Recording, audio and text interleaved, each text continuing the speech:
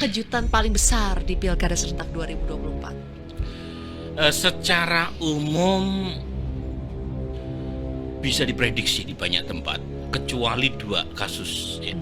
Itu di luar dari imajinasi para pollster. Saya sendiri tidak cukup bisa memahami dan bisa menjelaskan secara keilmuan, karena terjadi bolak-balik gitu ya. Bukan hanya menurut survei pra-pilkada, tetapi exit poll yang diselenggarakan oleh beberapa kolega saya di 2 provinsi ini itu meleset.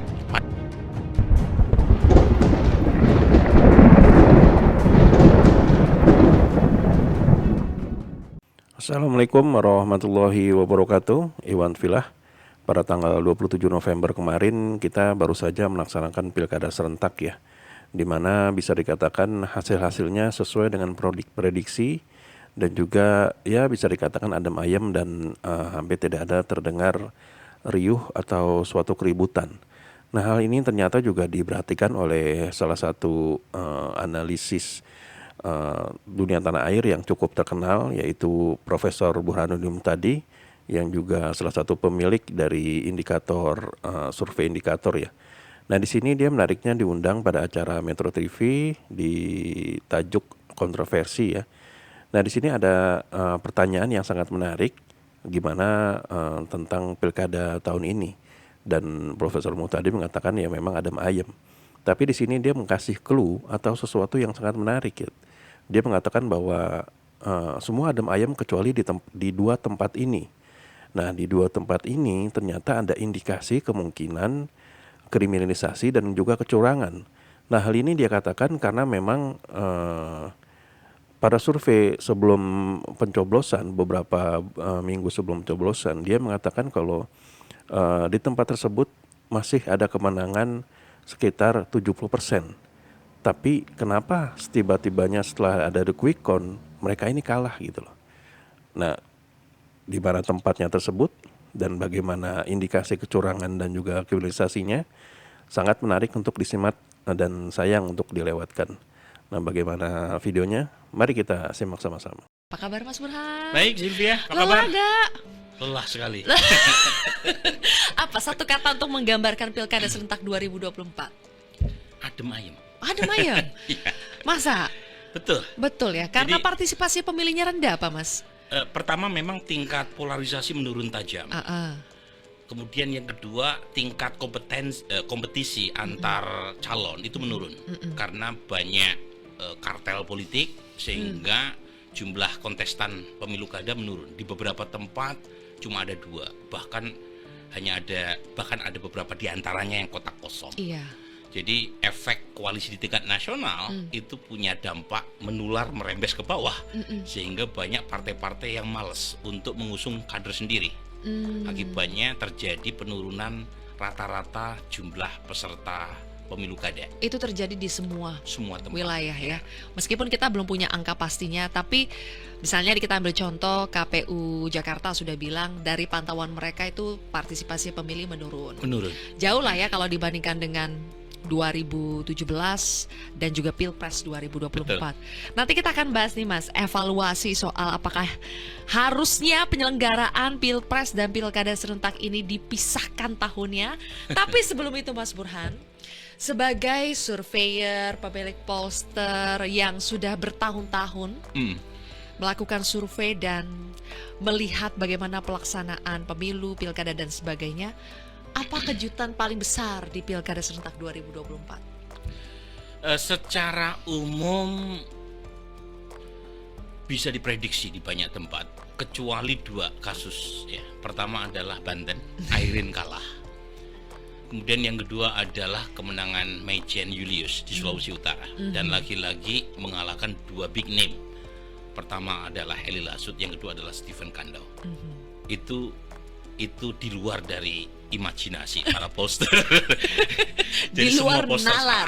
Betul. Jadi saya sendiri tidak cukup bisa memahami dan bisa menjelaskan secara keilmuan, karena terjadi bolak-balik gitu ya.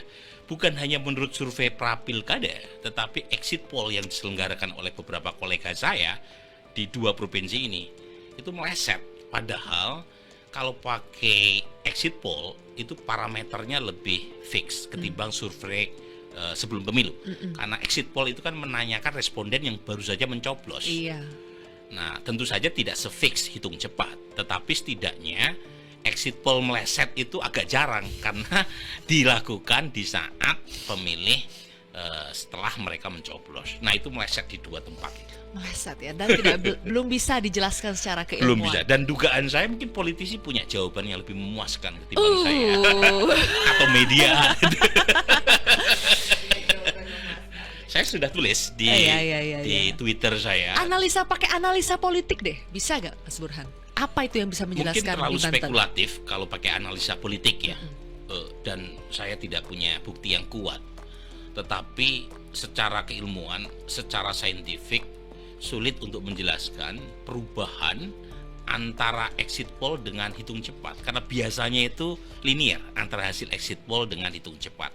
Yang berbeda adalah dalam exit poll itu ada tidak tahu, tidak jawab, tanda kurung rahasia. Kan tidak semua responden mau mengungkapkan siapa yang barusan dicoblos di bilik suara. Tetapi biasanya proporsinya sama dengan hasil quick count. Kalau quick count kan rekapitulasi suara ya, jadi sudah tidak ada lagi opini, tidak ada lagi sikap, di situ adalah suara. Tetapi di banyak tempat exit poll linear dengan quick count di Sulut dan Banten tidak. Nah, ini yang membuat saya sendiri angkat tangan untuk bisa menjelaskan. Beberapa teman media saya punya jawaban, tapi lagi-lagi tidak cukup meyakinkan ketika dibawa ke atas meja ya. Karena bukti itu kan harus bisa diverifikasi. Tetapi baunya kencang berkaitan dengan isu-isu yang tentu perlu diuji ya. Kalau bau misalnya apa nih Mas Burhan? Ya kalau misalnya tidak bisa dijelaskan secara saintifik, berarti kan harus ada penjelasan lain. Dan itu melibatkan hal-hal yang sudah disuarakan, misalnya kubu Airin mengungkap adanya praktek kecurangan. Kubu Airin mengungkap adanya isu ya berkaitan dengan kriminalisasi ya. Kemudian di Sulawesi Utara ada anak seorang calon yang sampai menangis di IG. Itu kan pasti mereka punya informasi yang lebih valid ya, karena mengalami langsung atau setidaknya mendengar dari saksi yang mengalami secara langsung. Nah, kalau saya kan hanya mendengar katanya ya, jadi saya tidak bisa mengungkapkan secara detail. Tetapi mereka saya kira punya informasi yang lebih meyakinkan, dan karenanya saya berharap apapun yang berkaitan dengan kecurangan, bukan hanya di 2 tempat, semua tempat itu diuji konstitusionalitasnya ke MK, sehingga MK bisa menguji bukti-bukti tadi. Dan kalau misalnya ada kecurangan, apalagi sistematik, terstruktur, kenapa tidak MK mengambil putusan yang sesuai dengan bukti yang dibawa di atas meja persidangan. Ya, itulah tadi video statement dari Burhanuddin Muhtadi yang ditanyakan oleh presenter dari Metro TV, di mana ada statement dari tim pemenangan dari Airin bahwa menyebutkan kalau memang mereka curiga kalau perhelatan pilkada di Banten itu kuat ada indikasi kecurangan dan juga kriminalisasi. Nah, hal ini sangat menarik dan menjadi pertanyaan untuk kita semua. Apakah memang benar-benar ada kecurangan dan kriminalisasi di tempat tersebut?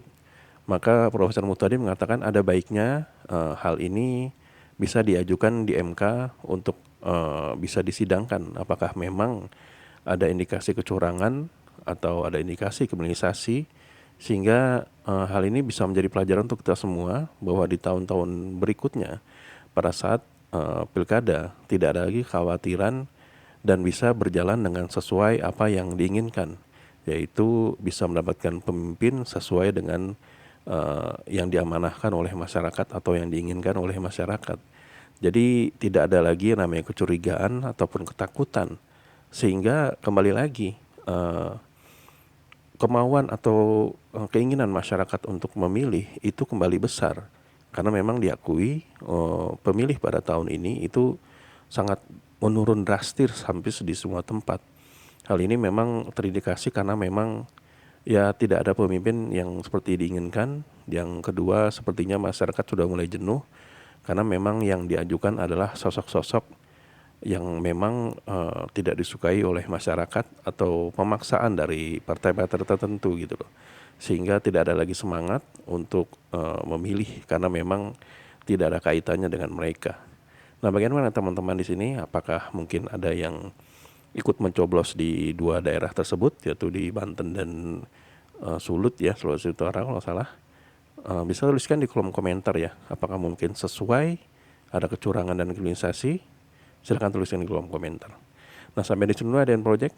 Bila memang kami ada salah kata atau salah data, kami mohon maaf. Wabillahi taufiq wal hidayah. Wassalamualaikum warahmatullahi wabarakatuh.